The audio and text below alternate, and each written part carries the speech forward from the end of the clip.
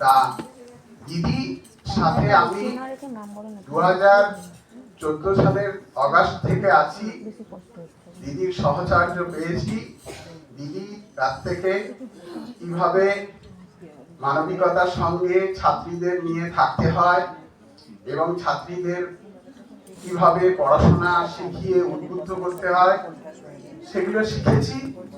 এবং আজকে দিদি চলে যাচ্ছেন, কিন্তু আমাদের হৃদয়ে আছেন এবং আবার আসবেন আমাদের কাছে। কোনো দরকার পড়লে পরামর্শ দেবেন এবং আমাদের পাশে থাকবেন।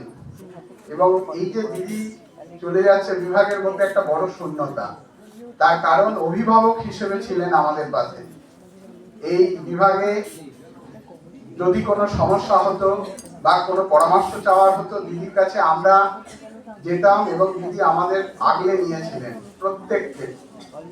আজকে বিভাগের কাছে দিদি না থাকলে আগামী দিন এই শূন্যতা কোনো কিছু যদি সৃষ্টি হয়, তখন দিদির কাছেই আমরা আবার যাব। দিদি আমাদের পাশে যেন সারা জীবন থাকে। এবং দিদিকে নিয়ে যে ছিলাম, সত্যি বলছি, দিদি আমাদের কাছে একটা বড় আবেগ। এবং এই আবেগটা আমরা কি করে যে আমাদের হৃদয়ে স্থাপিত হয়েছে আমি নিজেও জানি না। আমি কলেজে এসেছিলাম, আমার হাত ধরে দিদি এনেছিলেন এবং দিদির ওই হাসি মুখটা দেখে আমি ভরসা পেয়েছিলাম এই কলেজে পড়াবার।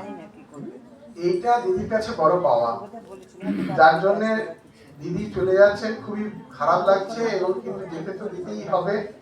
নিয়মের বেড়াজালে আমরা সবাই আবদ্ধ হয়ে আছি প্রকৃতি, তাই কিছু করার নেই। দিদিকে শুধু ঈশ্বরের কাছে কামনা করব, দিদি যেন সারা জীবন সুস্থ ও সুন্দর থাকুন আর সারাটা জীবন যেন আনন্দময় হয়ে জীবনটা কাটান এবং আমাদের পাশে থাকুন। এইটুকু বলি আমার বক্তব্য শেষ করলাম। ভালো থেকো সবাই।